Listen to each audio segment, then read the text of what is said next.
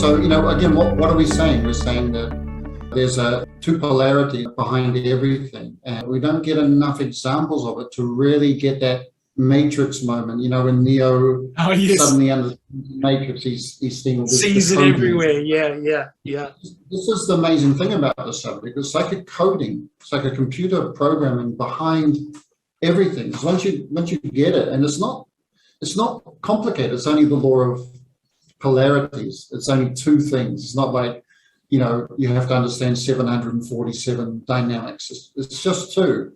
But it's because in a way it's so simple, because it's at the core, but it manifests in so many different ways. Yes. That it's easy to get sort of spun off from that core into one of the expressions of it. And so it's really persisting at the core. And one way to do it is to get like a notebook and just keep getting examples, but try to see, is this a positive polarity or a negative polarity? What's going on here? And what's the function of each thing? You get the idea of filling up and emptying out. Such a simple thing, right? Full and empty. But most relationships are broken up. Most crimes are committed because a person fills up on a positive polarity to the point that they have, because they haven't emptied in a safe way, there's a tipping point. They've been filling up, now they're tipping out, and they express it in anger or explosion or attack, but it's been filling up quietly in the background. I mean, things just don't appear. Things have been building up. So they've been catching a certain force, certain irritation, and then there's a moment it snaps over into an expression. And when it snaps over, it comes out with the full force of what's been building up. So you get a tipping point. Yes. And then suddenly a person's doing something crazy or saying something rude or attacking somebody that was not expecting it because they didn't know this thing was building up in the background. And it's just a very, very simple example, full or empty. What are you getting full of? We know the feeling. We're suddenly get full of an irritation. We get full of a sense of injustice or something. And if it gets too filled up and there's no way to empty it out or balance it, people can do crazy things. Yeah. I remember I had one, there were a few, but even at primary school, I had a very clever teacher that went, particularly in the summer, because you're sitting in there trying to learn all this stuff and it's a lovely day and there's the green football field out there. A couple of times a day, if she saw us getting all frustrated and filled with frustration, she would give us a 10-minute break and let us just run around on the field like crazy kids do. Let that out, come back. And then we were more empty to be filled up again. It's this natural tick-tock, positive, negative process. And, it's even in our, talk about natural and something having put it in there right from the beginning. We have these two polarities of our nervous system. We have the sympathetic nervous system and the parasympathetic nervous system. So the sympathetic nervous system is involved in the flight or fight syndrome. That's where danger, your adrenaline glands kick in, and this is where, a person can jump over a 10-foot wall that they couldn't normally do, where you have that, have that you can fight or get out of a burning building or something. You don't even realize how you did it afterwards. That's very positive, very active, and boom, it switches on in a split second.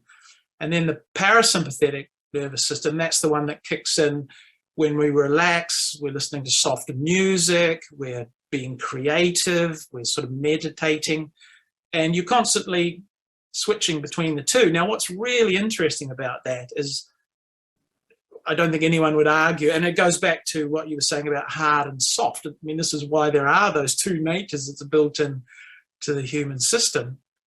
What's really, really interesting is that both the flight or fight syndrome and the relaxed, the balanced syndrome are actually mostly based in our primitive parts of our brain. So animals have that as well, right? They're relaxed and busy eating grass. When a tiger comes and they all take off. What's really, really interesting is that the part of us that can decide whether one or the other is appropriate, as the word you put with it, is actually the cerebral cortex. It's the higher, more evolved part of our brain where our active waking consciousness is based, that we can decide one or the other. And, you know, and there's a great clue, because it's not easy to go into that conscious part of your brain. So much of what we do is habitual, like driving the car and operating the keyboard and all of those, you know, so much of it. And so this is another way that people kind of get trapped in these polarities, and something's negative or positive or bad or good, because often a person will favor one or the other. You know, you get these active. My young son had a friend, and we used to call him Whack It With a Stick Nathan, because you'd go for a walk to the beach and you'd be enjoying the sea air and looking at crabs, but he'd grab a bit of wood and he'd just run around whacking everything. I remember once we went on holiday and we took him with us. He couldn't swim, but there was a swimming pool there, and it had a length and it had a width. He was just able to dive in and thrash around till he got to the other side of the pool. I mean, you know, we thought he was going to drown, but he just went at it and at it and at it all weekend. By the time he was finished, he could swim the full length of the pool. I mean, that's that other side of the system and the nature. Just go at it, go at it, go at it. But of course, you know, the poor boy had trouble concentrating at school. He had trouble sitting down to study or even eat his dinner because this other nature. So, you know, even in parenting, it's very, very important to, I think, to have that kind of knowledge so you can help your children balance, you know, those two natures of themselves. Absolutely. And wouldn't it be amazing if we could look at the qualities, you know, the human qualities in terms of the polarities? Because again, this is where you can trip up, because if you've got, let's say you've got a mother or father that really emphasize patience, you know, you have to be patient. Patience is a wonderful quality, amazing quality, but it's obviously on the negative incline, right? In the sense of weight and passive, and and people have difficulty being patient today because the whole culture has been speeding up. The whole world is inclined to the positive polarity, which is part of this conversation as well.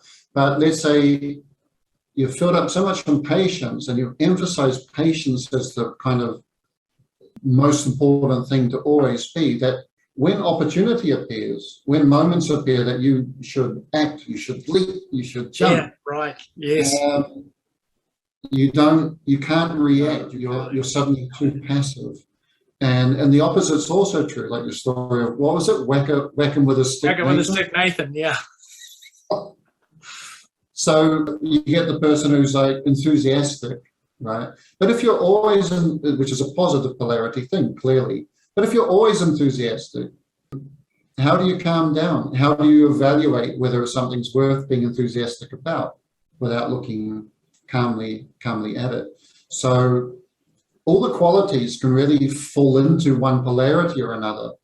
And if you have a success with a certain quality, let's say you're very confident and you talk and other people pay attention, so you fix in your mind, right, that's the way to be the talker, to be the explainer, but there's another situation. You should really, it's appropriate just to listen, to be quiet, to be still, but you can't switch it off.